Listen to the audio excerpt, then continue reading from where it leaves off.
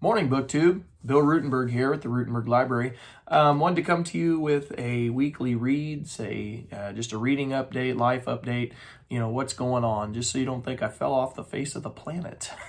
I know I haven't given you a video for a whole week. There is a rhyme and a reason for that. So this last week at my school, we had homecoming week.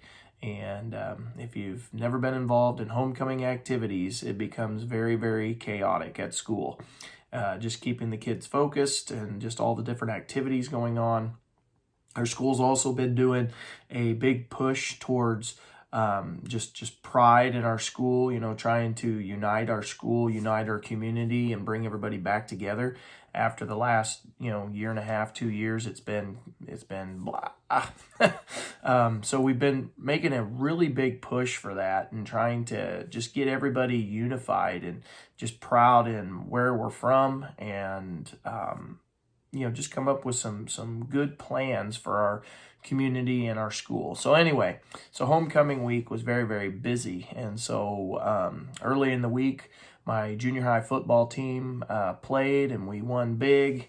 And then we played again on Thursday, which was actually kind of a B game, so that our guys that are coming off the bench can get a start and get to play a little bit more.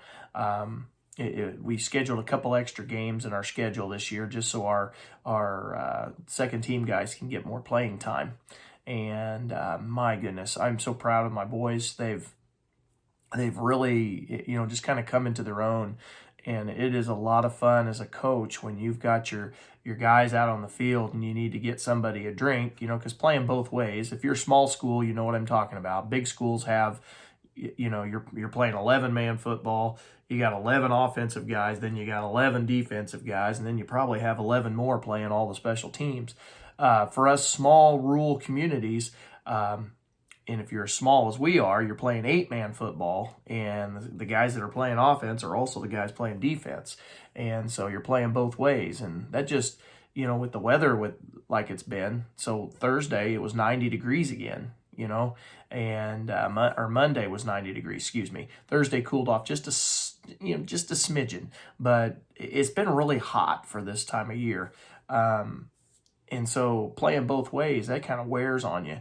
And as a coach, it is awesome to know that you can sub a guy into the game and your play is going to stay up here and it's not going to slope off. And that's always been every coach's dilemma. Do I sub him in and then lose something on the field? I have not faced that. My kids have been playing tremendous football, and they've just been doing really well. I don't want to jinx them or anything. We got another ball game tonight, and I don't want to, mess up the mojo. So I'm not going to brag too much, but I'm very, very proud of them. They've done very, very well. So anyway, like I said, we had homecoming activities. They got me involved in a homecoming skit for the secondary staff, and we had a lot of fun doing that. And the kids, each of the grade levels had their skits. And we did this Thursday night after our football game. It was like the homecoming pep rally, which is a big deal. The whole school was packed with people, and just to see the community come back together has been awesome. And I couldn't be prouder of them. And we've been doing some good things in the classroom. We've been getting DBQ stuff all going, and kids have been doing really well with that. We've gotten some tests in, and just a lot of stuff going. So reading has been, you got to pick and choose your reading, because I also got to get my paper grading done and that kind of stuff, which I'll be really hammering away at today.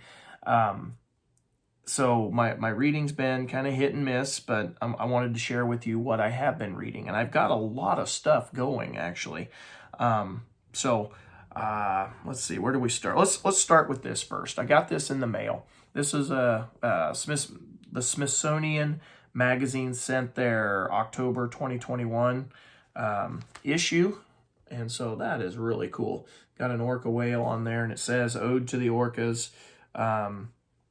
A photographer's stunning encounter in the wild." And then it's got some articles on astrophysicists looking for evidence of alien civilizations. It's got How We Conquered Diphtheria, a Grim Plague of Childhood, and then the Sake Master Who Bucks Ancient Tradition in Arizona. And so this ought to be interesting. I'm looking forward to reading this article on the orcas because orcas are, if you've never seen video of them in the wild, and they can be very, very, they like to play with their food. I'm just going to leave it at that. They go after seals and stuff like that, and it's pretty vicious. So anyway, that was what I got in the mail. And this is what I finished this weekend, and then I'll show you what I've been currently working on. I finished a couple of middle grade books. Recently, my middle school language arts teachers have given me like a stack of middle grade books, and I've been kind of working my way through those, and I finished 2 this weekend. Yesterday, things didn't go as planned. I was actually hoping to finish a 3rd book, which I'll show you here in just a second, but I didn't quite get that done. I started reading on it. It reads really fast. It's a good story, but it'll get done this week. The first one that I finished was Booked by Kwame Alexander. This awesome book. I think I told you about, there was one that was a basketball book that he wrote, The Crossover. I think I've told you about that on my channel before, and I loved it. So what you need to know about this book and this writer, he does his entire story in poetry, and that is just really cool. And this one in particular talks about soccer, and the whole storyline. The kid, his name is Nick Hall, and he's just got a lot going on in his life. And what I really like about this writer and several other middle grade writers that I have read recently is they're tackling some major big issues that kids deal with. We see it all the time as teachers, and the struggles that kids go through emotionally to get through some of the baggage from home, so to speak. And in this book, he tackles Nick Hall's parents are getting divorced and the split. And not only are they getting divorced, his mother is leaving the family, and she is moving, I think they live in New York, if I remember right. And she is moving to Kentucky because she has a love for horses and works with horses and stuff. And she leaves the family, and Nick Hall, he doesn't know how to take that. And so his studies kind of slope off. He makes some comments that I just don't want to live anymore. And so you see the kid going into some therapy for that, and he works his way through. And what he finds is that soccer is not the only thing he's good at. His dad is big time into the written language, and he forces his son to read the dictionary. And Nick Hall's vocabulary is astounding. What he can do with the written word is pretty cool. And he starts to discover what he has learned, and he learns how to put it into action, and that becomes very, very powerful in this book, I think. And so anyway, the whole thing is he also runs into a major injury, a health issue that happens, and so he finds that soccer can't be his only love because he's out for a few weeks. And that's really when he discovers how much he really does love reading and writing and that kind of stuff. And of course, there's a girlfriend in here, and she's the most beautiful girl. And anyway, he falls head over heels for this girl. And so it's about their relationship also. But anyway, highly, highly recommend this book by Kwame Alexander. If you've never read him, give him a try. I know the book looks a little bigger for middle grade, but remember what I said, it's all done in poetry, so it flies. I read this in, 2.5 hours, I think, and I'm a slow reader. I'm a very slow reader. Some of you could probably put this away in an hour and a half, but it was really, really good. Highly recommend that, especially if you work with middle grade people. The other one that I finished yesterday. I started it Saturday night and finished it Sunday morning. I'll show you our... Oh, yes, 'tis the season, people. 'Tis the season. Found those, and anyway. Excuse me. The next book that I finished yesterday morning was Soldier Boys by Dean Hughes. Now, he writes historical fiction for middle grade kids, and this book was also pretty awesome. Now, as I got to going through it, and I got towards the end, I am pretty sure I've read this one before. It's been a long time since I've read it, but I'm pretty sure I have read this. It just was very, very familiar to me. But anyway, it's about two young boys. One is Dieter, and he is from Germany, and the other one is Spence, and he is from Utah, and they are both underage. Dieter is working with Hitler Youth, and Spence is just a typical high school kid, and they are both being greatly impacted by World War II. And it starts in like 1941 and then heads into, quickly gets into like 1943, 44, and 45 right in there. And basically they're both young and they're both gung-ho for their various sides of the war. Dietrich is all about, Heil Hitler and all that kind of stuff. He is definitely brainwashed. And we are going to see him go from, he's kind of a little guy for his age, and he has to overcome and prove to everyone that he is good enough. And so he spends the entire book just, I don't know, like I said, Heil Hitler. But the other kid, Spence, is all about, these people have done this to America and we've got to get back at them. And he wants to get to war. He's from Utah. His family's very, very religious. And his dad's like, no, you've got missions trips that are all planned for you, that you're going to be able to do a whole lot more, have a bigger impact than going to war and being a soldier. You'll actually live, you'll impact people's lives, and, that whole storyline. And Spence is just like, no, that's not what I'm going to do right now. And so he ends up dropping out of school, and his dad, upon turning 17, his dad signs off on his papers so he can go to war.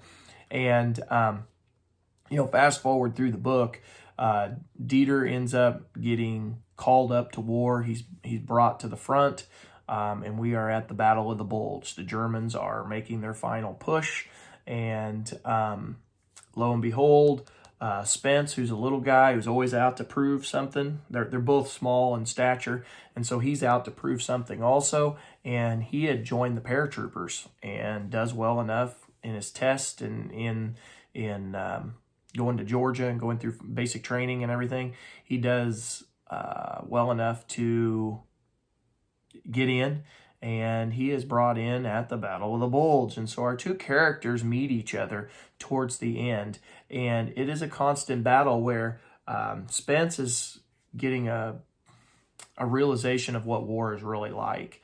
And he goes from gun-ho to, maybe I'm not as excited about this as I once was.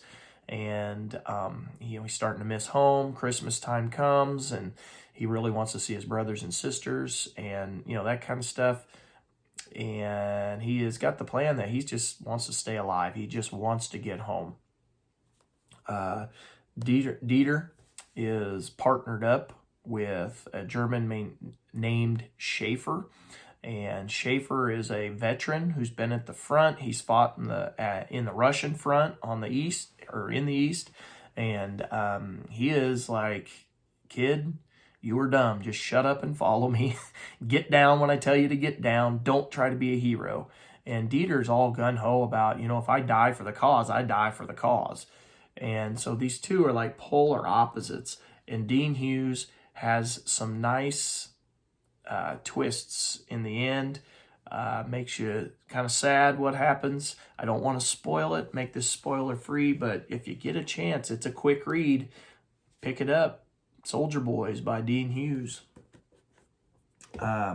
So the other ones that I've been working on. Okay, so One of them is at school, Stephen King's Under the Dome. I'm still kind of chugging away. I'm like, what am I, 350 pages into that one. I'm kind of just slowly, during my SSR period, kind of chunking that one, getting through it. It's still good. I'm still enjoying it. I also picked up this weekend, but I have not opened it yet. I picked up Leo Tolstoy's War and Peace.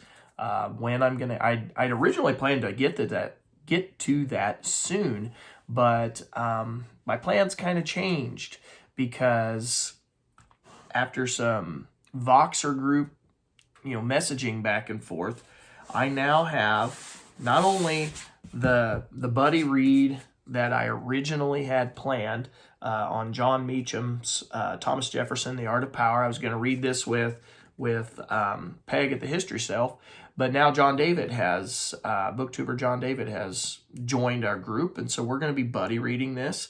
I will be getting this started, if not tonight, tomorrow morning.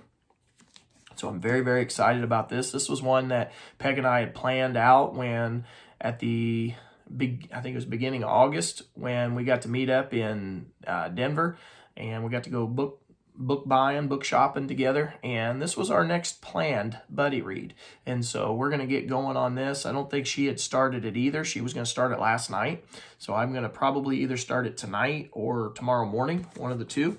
And then the other one that I'm super excited about, along with Thomas Jefferson, is I joined in a buddy read group for David Blight's Pulitzer Prize winning Frederick Douglass, The Prophet of Freedom.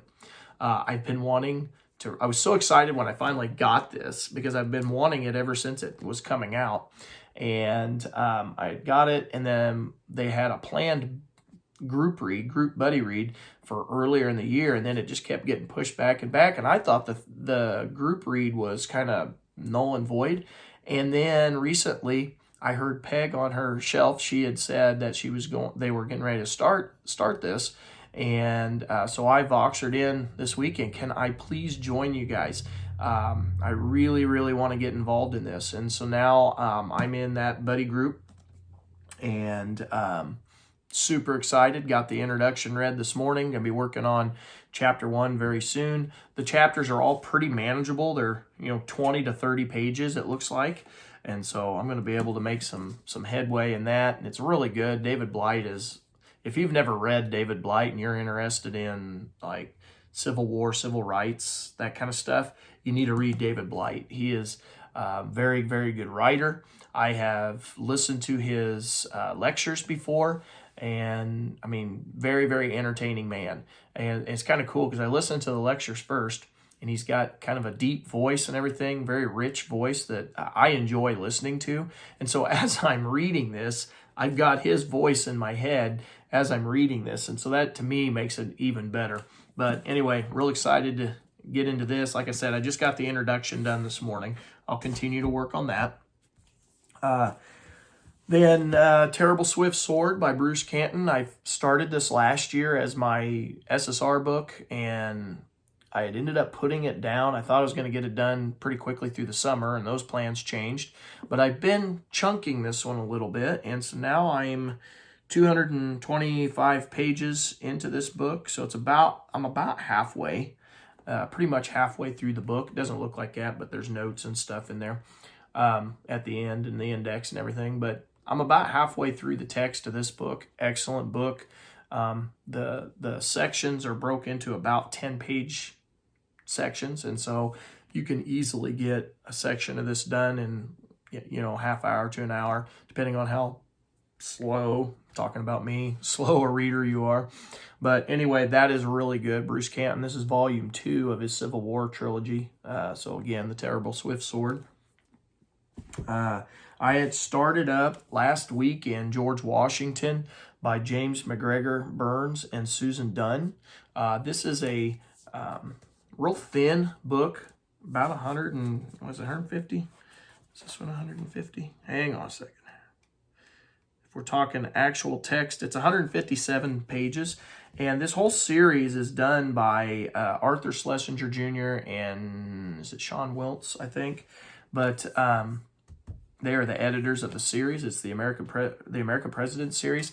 And so what I did at school, and I don't remember if I told you this in a previous video, but so forgive me if I have. But at school, I really like these short biographies for the middle grade kids because they get intimidated by the big ones. So I bought the first 20 presidents in this series, and it's okay that I haven't got very far. I'm only, what am I, 20 pages in, not very far. And that's okay, though, because, sorry, there is a fly in here. I got to get rid of that guy. He's going to get annoying. I got 20 pages into this book, and I haven't picked it up since because I've been working on several other books. But that's okay because at school I've got all 20 in except for Thomas Jefferson and James Madison, Presidents 3 and 4. So I'm still waiting on those. So it's okay that I haven't really got going on this because once I get going, I'm going to want to speed through those. I'm going to, eat these up. So that's okay that I haven't got going on that, but I have started it. And then the other one that I really started to read yesterday, not like thick and heavy, but got it going, was Laurie Halse Anderson's Forge. And this is turning out to be probably a pretty entertaining story about an African-American who his name is, and I've already went blank and forgot, Curzon.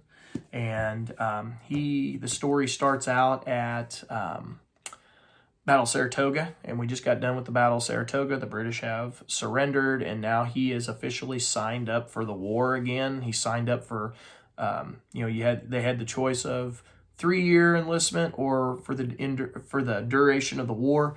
And he was gambling on the thought that the duration of the war would be shorter than the 3-year enlistment. And boy, is he going to be wrong. But anyway, just got done with Battle of Saratoga. And obviously we're going to be heading to Valley Forge. So that's going to be really good. I am, 51 pages into this book. And it's almost 300 pages. So real good book. So anyway, BookTube, those are my reading plans. That's my weekly, what's happening in life. I guess I did have another major traumatic event in life. Had to get a tooth pulled, which is why I didn't get any videos up last week. I had tremendous pain in my tooth right here, and the pain was radiating up my jawbone into my cheekbone and on up into my temple, causing just absolutely awful headaches. And so we went and got some tooth work done, and we pulled that bad boy. And it was funny because we did that Thursday, and we had a home game that day. My dentist appointment was for 2 o'clock, and I had told Coach, I might be a little late to the game. I'm going to get there. I don't know how long this will take. And I had kind of, warned the kids because I didn't want that to be a distraction. So anyway, we got back. It took about an hour. We drove back to the field, and as I pull into the field, my daughter was dropping me off. And as I pull in, the kids are getting off the bus to get ready for warm-up. So I was there the whole time. I've got this massive thing of wadding in my mouth. My lips all bubbled out to here. I can't feel this half of my face. Like literally, I kept thinking my nose was running, and because I couldn't really feel it, and I kept moving, and it was dry as a bone. My eye all the way up here was all numb, and I thought my eye was going to be droopy because I couldn't feel it. Thankfully, that didn't happen. But the one that was the kicker that the kids got a pretty good laugh out of. Was I had this wadding up here, and then my lip was all bubbled out, and of course it's still bleeding. And so I'm trying to talk to the kids. I'm spitting blood, trying to talk to the kids, and half the time, because my whole lip is numb, it's going as I'm talking. And the kids got a kick out of that. They thought that was pretty funny. But anyway, I think some people were surprised I was even there after getting some tooth work done. But we powered through it, and my pain was like literally absolutely gone. My gum's a little sore where they yanked on the tooth, but I am pain free. So hallelujah. Gonna have to end up getting a bridge put in later, but I don't want the kids having too many jokes about me looking like hillbilly and all that with missing teeth. But anyway, we'll get that all fixed, no problem. And that was my last exciting thing from last week. So anyway, again, this was what I read for this week. We have now gotten, 11 books done, I think, for this school year. I've read 11 books since 23rd of August, something like that, 23rd, 24th of August when school started. I've read 11 books since then. I don't know what my count is for the entire year. I forgot to look that up before I started the video. But anyway, doing well, I know that. So BookTube, I hope everyone's having a great day. If you have made it 25 minutes in, I applaud you. Thank you for sticking around. I hope everyone's doing well. I hope the weather's beautiful. I hope it's starting to cool off a little bit. We had a good sign. The pine needles started falling. Now, it's a good sign because that means fall's coming. It's a bad sign because I got to sweep off the back deck a couple times a day, it seems like. But anyway, that is what's going on in life. So I hope everyone's doing well. Thank you for making it this far and watching. Till next time, happy reading.